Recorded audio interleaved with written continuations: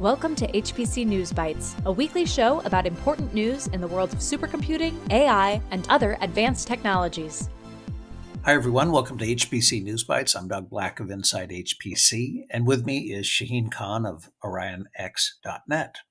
Big AI continues its pursuit of mega facilities. This past week saw news from OpenAI that it will build a $15 billion AI data center in Abilene, Texas, that could house up to 400,000 Nvidia Blackwell GPUs.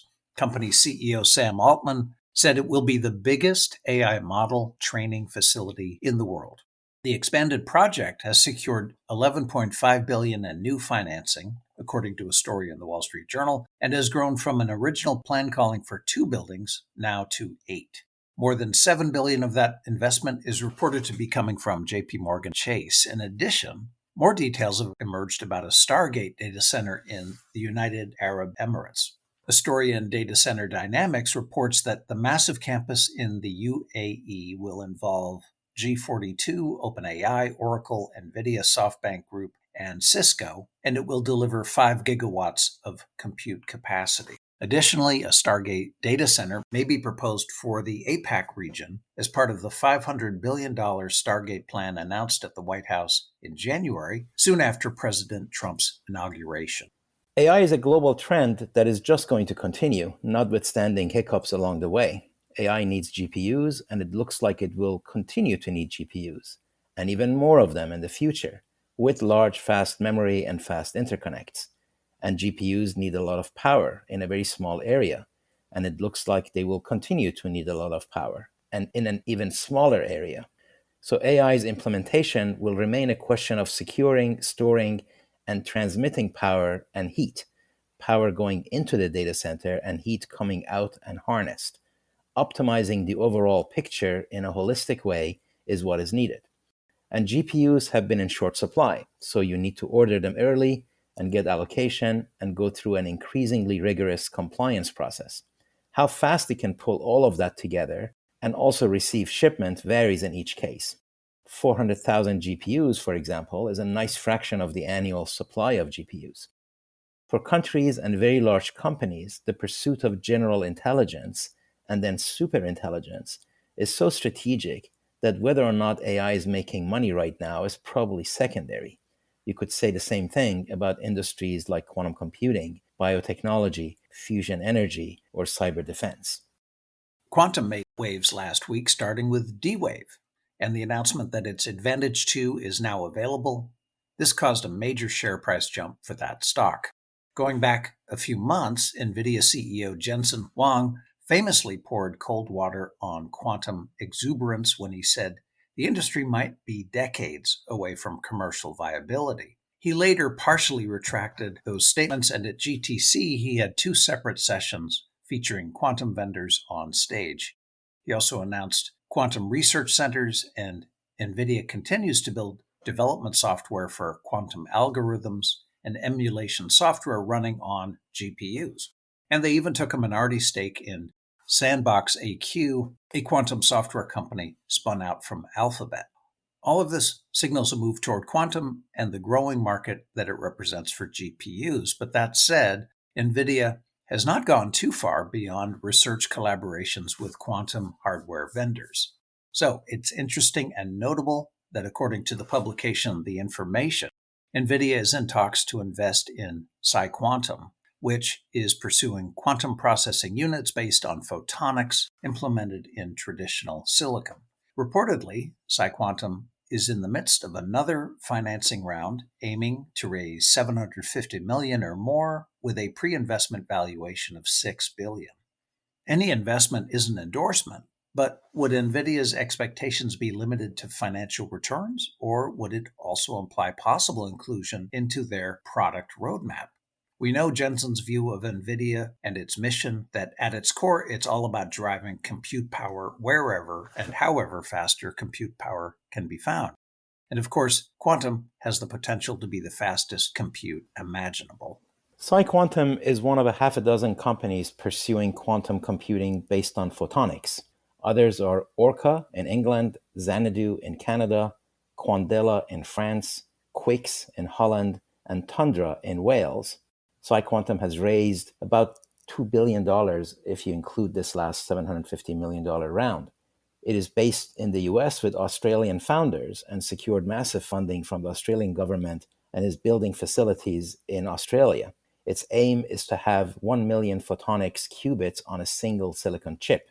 There are other companies working on silicon-based QPUs, including Equal One based in Ireland and the US, Quantum Motion in England, Silicon Quantum Computing in Australia, and Photonic Inc. in Canada.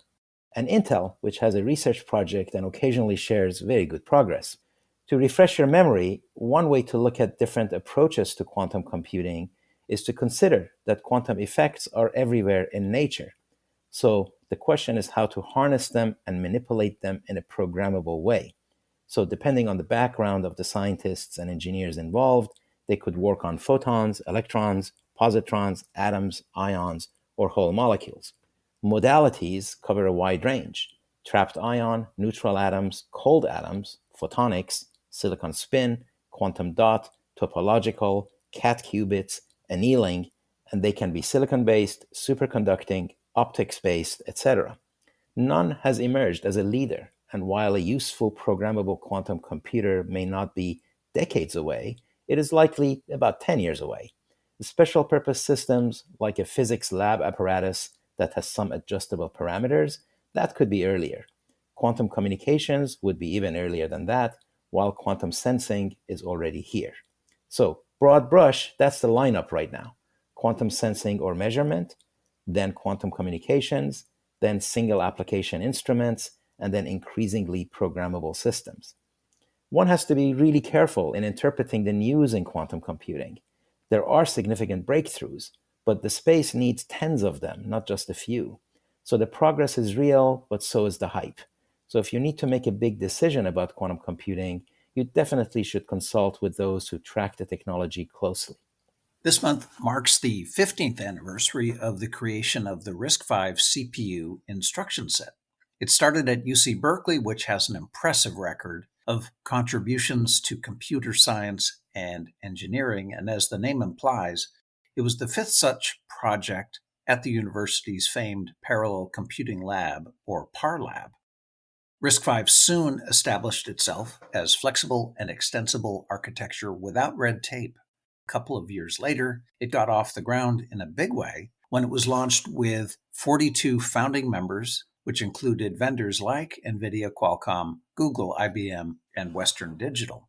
In 2020, the governing organization of the technology, called RISC-V International, moved its incorporation and headquarters to Switzerland in what it said was a, quote, pursuit of unfettered access and geopolitical neutrality.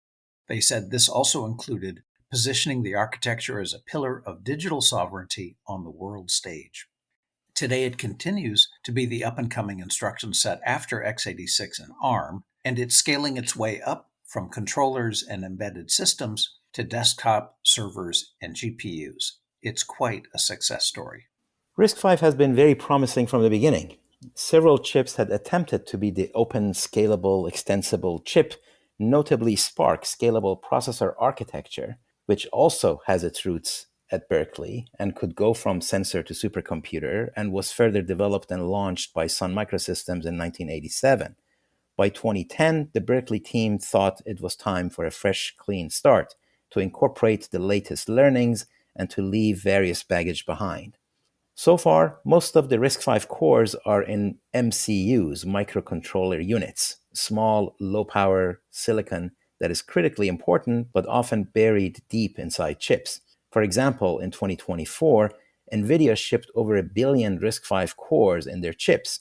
Each Nvidia chipset can include 10 to 40 RISC-V cores. There are several companies like Nvidia that switched from proprietary instruction sets to RISC-V, often when they wanted to transition from 32 bits to 64 bits, when a disruption would have to be absorbed anyway.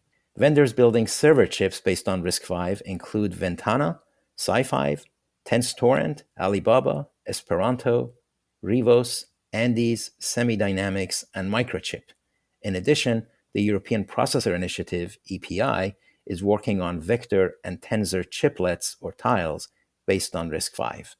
We're approaching ISC 2025 in Hamburg starting June 10th, and it's one of the biggest pure-play supercomputing conferences of the year, though of course AI and other technologies are increasingly encroaching on traditional HPC. It's always a good event, rich in perspectives from European and Asian players, along with the US.